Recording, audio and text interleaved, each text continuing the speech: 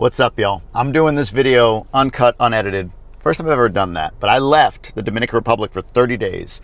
Today, as I record, this is our last full day here in Michigan. And I thought I'd share on this just kind of my takeaways. What's it been like? What are some things that I've recognized? And this might be a bit random. I took some notes for myself, and I honestly can't see them because they're in my phone, but I'll try my best to remember and come up with the thoughts and everything to share with you.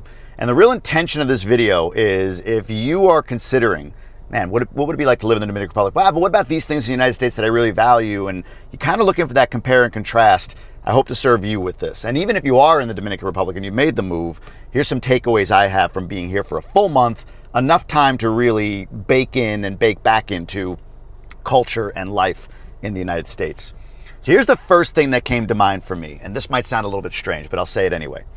Punta Cana is in the Dominican Republic. Now, why do I say that? When I first moved there and started sharing about life in the Dominican Republic and so on and so forth, there was a loud voice saying, you have no idea what the Dominican Republic is like, you're in Punta Cana. That's not the Dominican. It is a bubble. It is nothing to do with the rest of the country. Go to my neighborhood in the worst part of Santo Domingo, or go to this place. It's like, and I remember thinking at the time, I still do, like, well, I don't think I need to see the worst neighborhood to know that there's crime. I don't think I would go to the worst neighborhood in an American city just to prove that there's crime. But I wondered, and I even acknowledge, Punta Cana is a bit of a bubble in the Dominican Republic. But as I've traveled around the country, you go into big parts of Santo Domingo, it's kind of bubbled. You go to Santiago, kind of bubbled. Cabarete, Puerto Plata, you get the point. My point is there's a lot more development in the country than you may think, than some may think. But the reason I say Punta Cana is in the Dominican Republic is this, and I've said this before, but culture permeates. The culture in Punta Cana is the same culture that exists in Mocha, in Higüey, in wherever. It may not look the same. It may not feel the same. There's more money in Punta Cana for sure. A lot of Dominican money. I've had people interviewed on my Grow Up with Gruber series who've said, yeah, the most prosperous neighborhoods are 70, 80% Dominican, and then a mishmash of everything else, 20%. I think there's an assumption that it's just a bunch of white Canadians and white Americans that are bringing money and changing the culture. But those people that say that are not acknowledging that culture permeates everything. It does here and it does there. So yeah, it looks and feels more Western in Punta Cana. Power doesn't go out. Big box stores are there. It's more organized in many ways, not in all ways.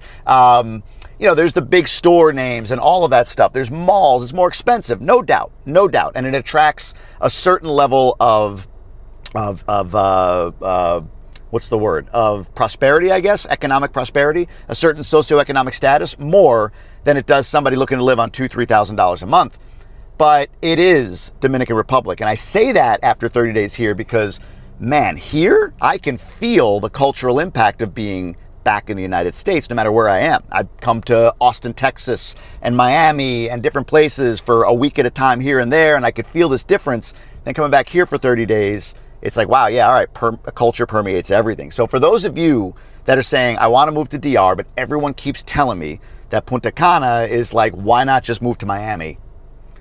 Culture permeates everything. Punta Cana is Dominican culture, but it has the American dressing on it. So that's my take on, the vilification, if you will, of Punta Cana. I'm defending my home turf. Anyway, that's one. Two, let's talk about culture here, what permeates.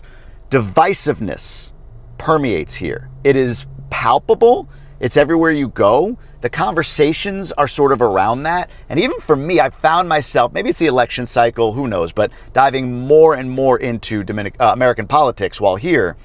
And even I did a video a couple days ago on what happens if Harris wins. And like a month ago, I did a video on what happens if Trump wins. Both of those were because of the overwhelming amount of questions I got from followers, Americans, Dominican Americans, that are like, hey, what do you think the impact of Harris or the impact of Trump is on the Dominican Republic? And I shared my thoughts. And what I've learned is, if you watch the video I did on the impact of Harris, the video starts with me saying, I think she'll end up being the best thing that happened to the United States and to the Dominican Republic. And a lot of people came out like, man, I couldn't disagree with you more. That's ridiculous. Harris sucks, da-da-da-da. And then they watched the rest of the video where I'm like, look, I just don't think she's a great candidate. And whatever. It's a choice between two bad things or whatever. And then the other side's coming after me. So like the left-right divide in country, it permeates culturally. I feel it here. So divisiveness is a big thing culturally in the United States that I don't feel in the Dominican Republic. And as I explained on that last video, I was able to live through a political campaign that my wife's uncle had. It was prominent. It wasn't like a low-level candidate. And I saw what it was. It was politics as politics are. All the things that you assume about Dominican politics, American politics, I saw it all. But there was not this sort of like, you suck and you're an evil person because you believe what you believe among the people. So that divisiveness I feel here, I don't feel there. Maybe I'm looking for it, who knows? But that's my take.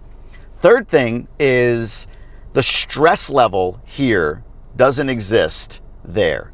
I shouldn't say it doesn't exist. The stress level here is much higher than it is there.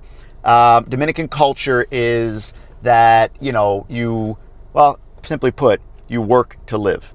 You make a living so that you can live.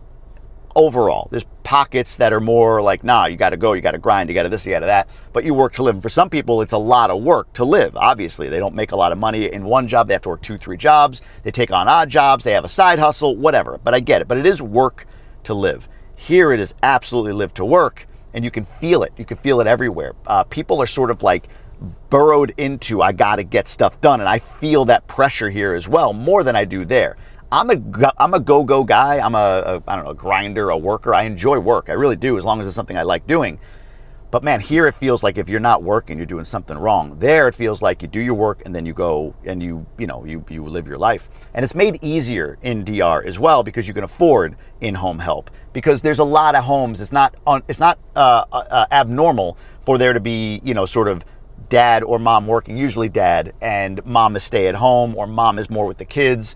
Like there's a little bit more of, call it that traditional value, that conservative value, that Christian value, if you will, around one income earns, the other person takes care of the family in families that can afford to do that. So for people that watch my videos who are making a good living in the United States and are considering retiring to, or maybe even now more than ever, and I've read articles about this recently, moving with young kids to the Dominican Republic, the pressure for both parents to be like all in all the time, it's less. I'm not going to say it doesn't exist. Dominican culture is moving toward developing and or a developed world, if you will. But so that's not that it doesn't exist, but man, it's a palpable difference between the work to live versus live to work dynamic between the two countries. That's another takeaway that I had from being, out of the country for 30 days. So I could definitely feel that, and it's palpable for me. So yeah, stress, divisiveness, those are a couple of things that I feel they better align with who I am in the Dominican Republic. There's less of it. There's less of the stress to kind of go. There's less of that comparison. There's less of that divisiveness in the Dominican Republic. Now, I will say this. Driving here, it is refreshing. It is really, really refreshing to drive in the United States. It's just easier. It's just not as crazy. It's better. And I don't, if you go beyond dark at all, man, like the bikes or the people running across the street, I think in even like when I remember driving up to like Cabarete, I've gone a million times, right? Up to Cabarete, you take that, I can't think of the name of that road that runs along the north coast, but people just walk like on the fog line, like on the side of the road when there's room not to be. So there's sort of this trust, I guess, in the Dominican that they'll see me and they'll be fine. And it's like, if God forbid I hit somebody, even if it's their fault, even if they walk out into me, like it's not going to feel very good. I got to live with that. And Dominicans just don't have that sense in terms of how they drive, how they cross roads, where they stand. How many times I've seen guys, on a Friday afternoon or Sunday sitting in lawn chairs on the side of the road when they have a porch on the side of the road with their foot in the road. It's relying on me to go around them. It's really, really, it's annoying, to be honest with you. Whereas here, people hit the button for the flashing light to go through a crosswalk and then they're looking both ways first. It is really, really nice to drive here. So I got to give the U.S. credit for that. The driving is incredible. The second thing I'll give the U.S. credit for is just the organization, if you will. So things are just organized. They're efficient. You can get in and out of grocery stores quickly. There's overnight store shelf stocking here. There's not there. So when you go to a Jumbo in the middle of the day, there's boxes everywhere because they're stocking shelves. And it's like, all right, I get it. They're making like $2-3 an hour, right? Like, I'm not gonna be mad that they're not working overnight on top of not making a lot of money. But it's definitely noticeable when you're trying to navigate the grocery store or whatever, and how inefficient it is, or go to the bank or go to a government office or whatever. I got back here and I had to get my Michigan license renewed. And I went on the website. It took about 4 minutes. And 3 days later, I had the license in my hand in the mail. Like, good luck in the Dominican Republic. I'm going through citizenship right now. I have to budget. The reason I haven't finished my citizenship, I have to budget per my attorney. Like, we have to go to the National Police. It's here in Santo Domingo. Budget the day. God knows how long they're going to take. She's like, budget the day. So those things definitely are better in the United States. But for me, I think a lesson that I've learned is, if you're going to move to the Dominican Republic, and actually we got this from a friend of ours, my wife got this from a friend of hers that moved from Tampa to DR. She's Dominican, not born in Dominican, but grew up, her mom, and she's Dominican, but she's American born, but would spend summers in DR. Maybe some of you have done that as well as a kid. So she moved with her family in the pandemic and never left. And she told my wife this, and she's right. She's like, you need to go get your target fix. In other words, take a trip every so often with some frequency back to the United States.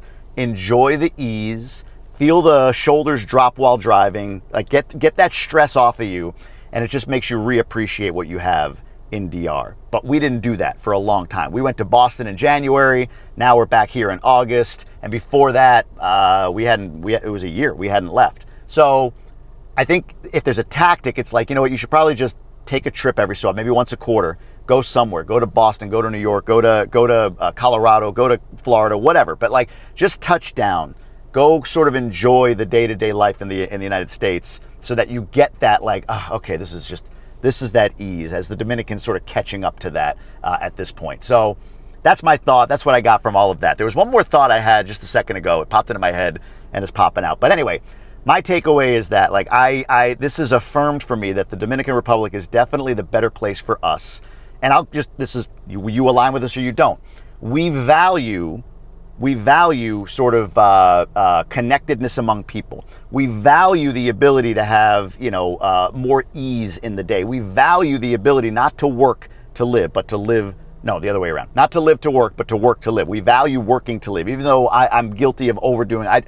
I like what I do. I like content creation. I love my Emerge community. I love the events I put on and all of that. And by the way, plug. If you're looking to quit your job at the end of this month, the last 2 spots I think I have for my midlife entrepreneur mastermind, where we work through clarity, we work through identity shift, we work through action planning with a really high-end retreat in Punta Cana. I have 2 spots left. It's $2,500 to attend, all included other than flight. September 26th to 29. I'll put a link down below in the notes here so you can see that. But I value, see there I am working to live. Or living to work, working to live, whatever. But I value those things. We value the ability for our kids to go out and do different things on their own in communities that, no doubt, for you watching, are more gated. Now, that doesn't mean that we don't see kids out and about playing in communities that aren't gated, but for you, if you're moving here or there to the Dominican, it may be sort of like, wow, I'm nervous about just letting my kids go. So the gated community thing, definitely, it just makes you feel more secure. So we value that. We value the fact that, here our kids feel like I feel like we have to put them in front of screens more often. It's just sort of like, I don't know how to get away from it. Whereas there, we are able to not do that with anywhere near the same frequency. So those are the values we have. And the Dominican Republic aligns with those values. It's not perfect. It's not going to be, paradise in that regard. But boy, it's way more perfect for us right now than it is here, even though here it is more organized. The driving is easier. There's a lot of benefit to being here, no doubt about it. But I think if we just honor, like when we're starting to feel frustrated by the inefficiencies, make a trip, go back for a week, come back for 3-4 days, take a nice, go to Disney, whatever the hell you got to do. Just get away for a few days, once a quarter, once every 4 or 5 months or whatever, reset. And it really does, because I feel it right now. Like I can't wait to get back. I don't see my wife here because we don't have that in-home health. Our schedules are like opposite each other, even getting the kids to bed. Like, you clean up, I'll take them upstairs. That guy, it's all opposite. So being back and having that help is huge. The weather here is up, down. There, it's very consistent. Anybody that ever looks at the Weather Channel for Dominican Republic, Punta Cana. Every day it says storms. I get people that mess with me like, oh my God, it says storms every day. It's like, yeah, it might be like in front of my house, but in the backyard it's sunny. Like storms are like little spots here and there, but for the most part, it's sunny, it's beautiful, it's amazing all the time, and I really, really enjoy that. We wake up happier in the Dominican Republic, honestly. We go to bed easier because, again, we have somebody helping us take care of all the cleaning and cooking and all of that stuff that we just take for granted as 2, 3, 4 hours of our day here in the United States. We have to take care of those things on a daily basis, or it stacks up and you spend all day Saturday taking care of it. So anyway, that's my rant. That's my ramble on my time away. What do you think? What do you think? What questions do you have? How about that? Drop it down below and I'll be happy to answer them. I always go through the comments. I try to answer as many as I can. But those are the takeaways for us. Oh, I have one more. We're keeping our house. I know for those of you that follow, I talked about we're going to make this trip and see if we sell our house here and maybe buy down there. We're going to keep our home for a few reasons. One, the asset value stability is more measurable and more stable here than it is there. Meaning there, it's really a matter of like who's willing to buy. There's not really an MLS. There's no comps. So for us right now, we're happy renting and investing in property like we are our condo in Cortecito. But keeping our house here because of the housing shortage. We have a 3% interest rate on our mortgage. Our mortgage is 50% of the value of the home at this point. And this neighborhood that we live in and this town that we live in is growing. And it's got a lot of demand with very limited supply. And it's going to take a long time, I believe, for the U.S. to catch up with the demand in terms of building homes, especially with the migrant influx. There's a lot of people coming to the United States. There's housing restrictions already. There's more people. That's less housing. That drives asset values up. So if you own property in the U.S. like I do, I have this property, and then I'm a part owner in a bunch of apartments in Denver. Like holding U.S. assets right now is just smart. So that's for us. And then the other thing that's we reaffirmed is my wife and I have said it, like our kids are 9 and 6. When our oldest is around 13, 14, that's our like, do we go back? That's our check-in. Do we go back? Do we split the year? What do we do? Is high school in the United States or not? So we're keeping the house because we do believe like, well, if we were to come back, we really love our home. We really love our neighborhood. We really love our community here. So we did decide we're going to keep the house, but the other part of that decision is like, we definitely see where long-term for years to come at this point, DR is home. It's the best place for us. And it's funny. People might ask about our kids. Like, what do your kids like better? They like where they are. When they're there, it's like, oh, I got soccer. I love this. I love our friends, some of our neighbors. Kids pop by, all that stuff. And then when they're here, they got their basement and their iPad. They love it. They love it. So I think it's just like, hey, it's less about what do your kids like better. Like a lot of people ask that, and I'm always nervous. Like, what would my kids say? I hope they affirm what I say. Dominican's great. Your kids are going to love wherever they are because they're kids. So it's really just a matter of you saying, okay, because they're going to love wherever they are because they're kids, where's the best place for them? And for us, it's definitely right now. I mean, like 100 to 0. There's no doubt, definitely in the Dominican Republic for us and our family.